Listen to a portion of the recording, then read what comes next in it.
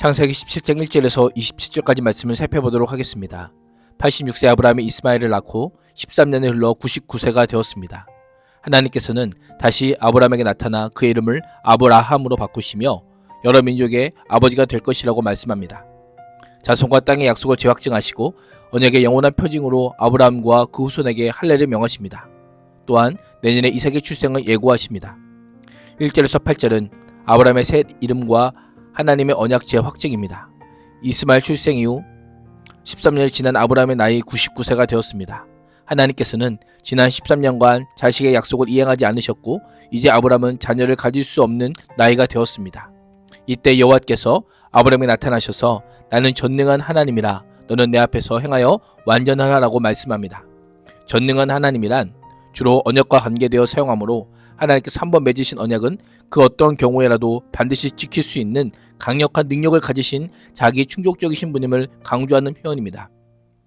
그 하나님께서 아브라함에게 내 앞에서 걸으라 완전하라라고 하시며 하나님의 전능하심을 믿고 순종하며 성결한 삶을 살 것을 명령합니다. 이전까지 하나님께서는 주로 언약의 약속과 성취를 확언하셨지만 이번에는 언약 백성으로 살 것을 요구하고 계십니다. 그렇습니다. 아브라함이 여호와를 믿음에 하나님께서 그 믿음을 의로 여기셨습니다. 이제 아브라함은 믿음을 순종의 행위로 증명해야 합니다. 이것을 우리는 성화라고 합니다. 하나님께서는 순간순간 우리에게 찾아오셔서 우리 안에 의심을 깨치고 하나님 앞에서 완전함을 요구하십니다.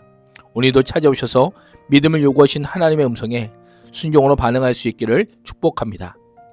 하나님께서 자신과 아브라함 사이에 언약을 두어 그 언약을 따라 하나님께서는 아브라함의 후손을 번성케 하시겠다라고 다시금 확언하십니다.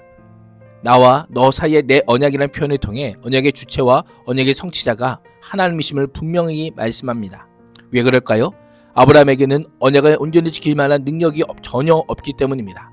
하나님께서 일방적으로 언약을 주시고 하나님의 전능하신 능력으로 하나님께서 친히 완수하실 것이기 때문입니다. 이에 아브라함은 하나님 앞에 얼굴을 땅에 대고 엎드립니다.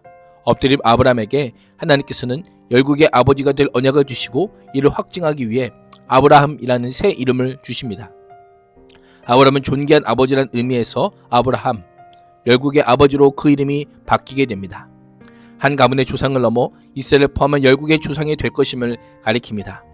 육체적 혈통의 확장만이 아니라 영적 이스라엘, 율법의 자녀와 이방인, 믿음의 자녀 모두 조상이 될 것임을 의미하고 있습니다. 6절에서 8절에 따르면 자손과 땅의 약속이 성취될 것임을 다시금 확인시키십니다. 그동안 후손과 민족을 약속하셨다면 이번에는 왕들의 출생을 처음으로 선포합니다. 약속을 따라 실제 이스라엘의 많은 왕들이 태어났고 예수 그리스도께서도 영원한 왕으로 세상에 오셨습니다. 영원한 언약을 삼아 아브라함뿐 아니라 그의 후손들에게 영영이 하나님이 되시겠다라고 말씀하고 계십니다. 나의 능력이나 실력이 아니라 하나님께서 반드시 아브라함은 물론 우리의 믿음과 순종의 사람으로 길러내실 것입니다. 하나님은 그 집요한 사랑이 우리로 하여금 하나님을 사랑하고 순종하게 만드실 것입니다.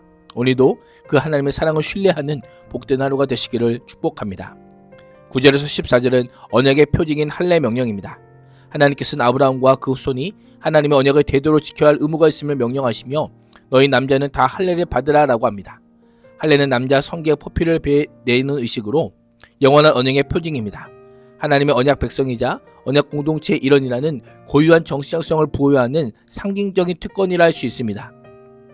할례의 대상은 아브라함의 혈통의 모든 남자들과 돈으로 사서 고용한 이방인들을 포함합니다. 함께 거주하는 타국인이라도 언약의 공동체 일원으로 할례를 받아야 했습니다. 그러나 누군가 할례를 받지 않는다면 그는 백성 중에서 끊어질 것이다 라고 합니다. 언약을 깨뜨렸기 때문입니다. 할례를 통해 하나님께서 원하시는 것은 무엇일까요? 의식을 통해 인간의 무능을 인정할 뿐 아니라 언약을 믿는 구별된 백성답게 살 것을 말하며 마음의 할례를 원하고 계십니다. 15절에서 22절은 사라의 새 이름과 하나님의 언약 재확증입니다. 하나님께서 아브라함과 사라의 이름을 바꾸시면서까지 언약에 대한 실행 의지를 밝히셨음에도 불구하고 아브라함은 믿지 못합니다. 이번에도 엎드렸지만 경외와 순종을 위한 엎드림이 아니라 형식적인 엎드림이요 불신을 감추기 위한 엎드림입니다. 아브라함은 엎드려 웃으며 마음속으로 100세가 된 자신과 90세가 된 사라가 어찌 자녀를 낳을 수 있느냐라고 말합니다.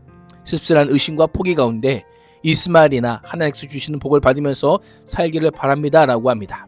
그러나 하나님께서는 다시 한번 아들에 대한 약속을 확고히 하십니다. 아브라함의 비승과 의심을 뒤로하고 하나님께서는 이스마엘과 이삭에 대한 계획을 선포합니다. 아니다. 너희 아내 사라가 너에게 아들을 낳아줄 것이다. 아이를 낳거든 이름을 이삭이라고 하여라. 내가 그와 언약을 세울 것이니 그 언약은 그의 뒤에 오는 자손에게도 영원한 언약이 될 것이다. 내년 정한 시기에 사라가 너에게 낳아줄 아들 이삭과 언약을 세우겠다라고 말씀합니다. 이삭은 아브라함의 계보를 이으며 하나님의 약속이 성취되는 매개가 됩니다. 아브라함의 소원대로 이스마엘에게 복을 주어 그는 크게 번성할 것이며 12두령을 낳고 큰 나라를 이룰 것이다 라고 합니다. 이 약속은 창세기 25장에서 성취되게 됩니다. 하나님께서 모든 말씀을 마치시고 올라가셨습니다. 23절에서 27절은 언약의 표징인 할례 시행입니다. 내 앞에서 행하여 완전하는 말씀을 따라 하나님의 확고한 약속을 들은 아브라함은 바로 그날 할례를 충실히 이행하였습니다. 포피를 배웠다, 할례를 받았다는 표현을 반복하여 사용하므로 아브라함의 순종이 얼마나 철저했는지, 약속에 대한 아브라함의 믿음이 얼마나 확고했는지를 강조하고 있습니다. 24절 당시 아브라함 99세, 이스마엘 13세였음을 기록하므로 이들이 실제로 할례를 행했고 온전히 순종했음을 알려줍니다. 이를 통해 아브라함의 집에 거하는 모든 구성원들은 공식적으로 하나님의 언약 백성이 되었습니다. 13년의 기다림은 결코 짧지 않습니다. 지치고 힘들 수 있는 시간입니다. 그러나 하나님께서는 반드시 나타나시겠다고 말씀하시며 약속을 지어 확인하시고 이름을 바꾸심으로 역사하십니다. 오늘도 하나님의 전능하심을 믿음으로 비록 더딜지라도 반드시 약속을 이루심을 기억하며 하나님의 음성에 민감하게 반응하며 순종하는 삶을 살 수 있기를 주님의 이름으로 축복합니다. 기도하겠습니다.